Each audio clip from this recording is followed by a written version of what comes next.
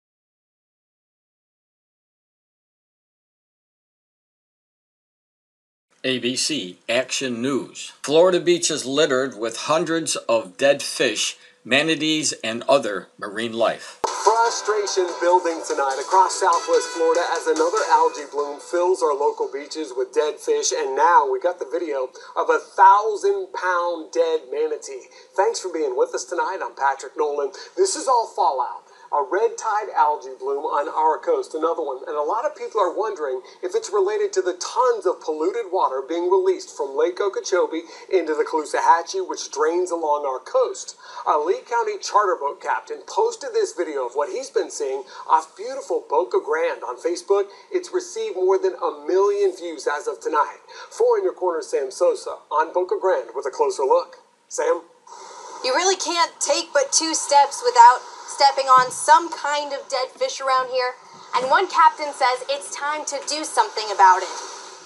We're on the inland side of Boca Grande now, and it doesn't get any more sad than this. You got probably 1,000-pound manatee here decomposing.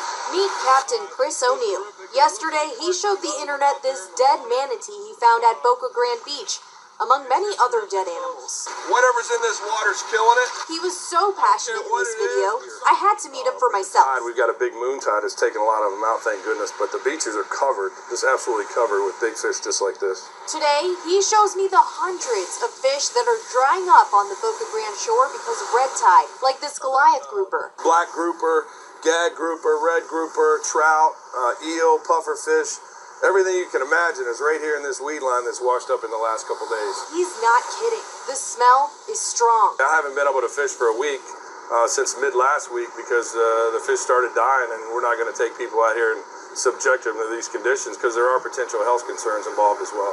And as maggots eat away at these rotting fish, another emotion is clear for visitors: frustration.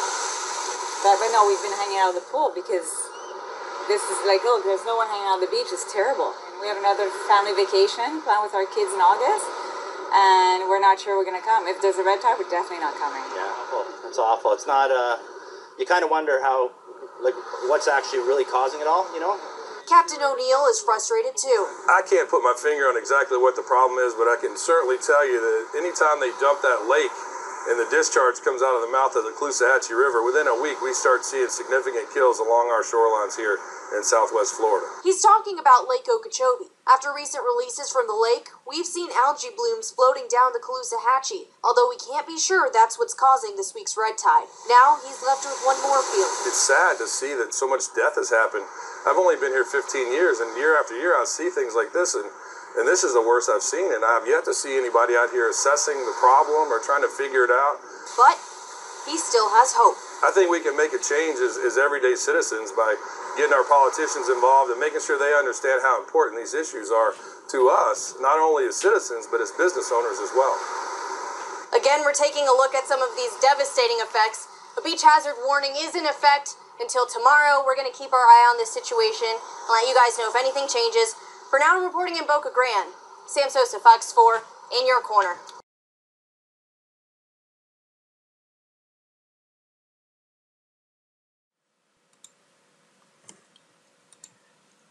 Dead seabirds are being found washed ashore in Alaska. Here's why. Seabirds in the state are washing up on the beaches once again, this time in western Alaska, in numbers estimated to be in the thousands. The reason why they're dying has been determined, but the true cause behind the die-off has scientists investigating further into the pattern.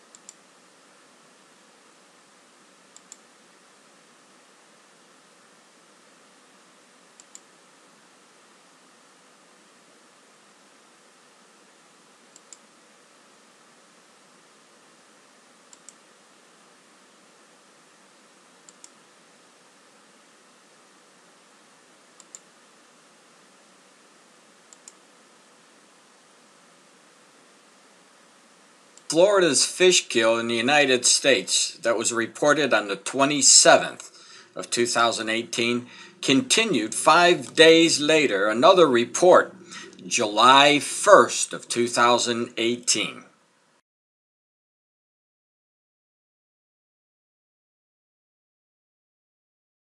Still after fish kill as red tide wreaks havoc on the beaches of southwest Florida, wrecking the scenery, killing the wildlife, causing an overwhelming smell, and hurting businesses along the coast. Thanks for being with us tonight. I'm Lisa Greenberg, along with 4 Your Corner's Karis Belger, who went to Inglewood Beach and talked to one captain who's been documenting every fish kill and dead animal he's seen from this red tide.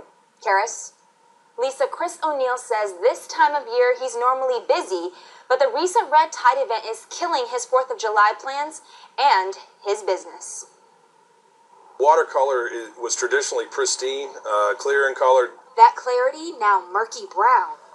But now we're seeing a density and a cloudiness in the water that's unprecedented. Chris O'Neill is a boat captain in Inglewood and says it's not just the sight of the water, but the smell too. It's so bad, Chris has to wear a mask, and he says his nose isn't the only thing hurting. Catastrophic. We're feeling a pinch like no other. Chris says he and other boat captains would normally be overflowing with business for the 4th of July weekend. But the fish kills caused by the red tide are keeping the waters and their pockets empty.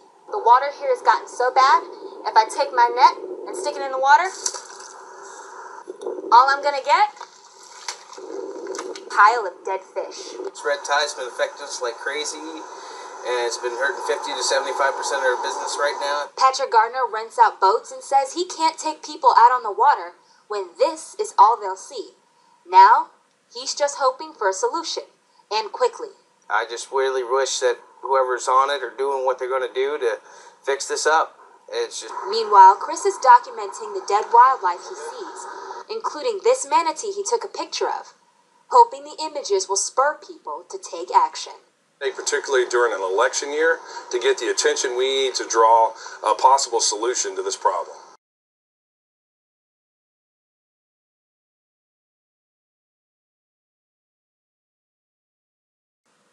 The next information, as you can see from Russia, it says this content is copyright protected. However, this is important. However, if you'd like to share the information in this article, you may use the headline summary and link below. This is the link that I clicked, and this is the article, Poultry Giants Hit by Multiple A1 Breakouts in Russia. If you go to that article, you'll find out that there were 290,000 chickens that had to be killed.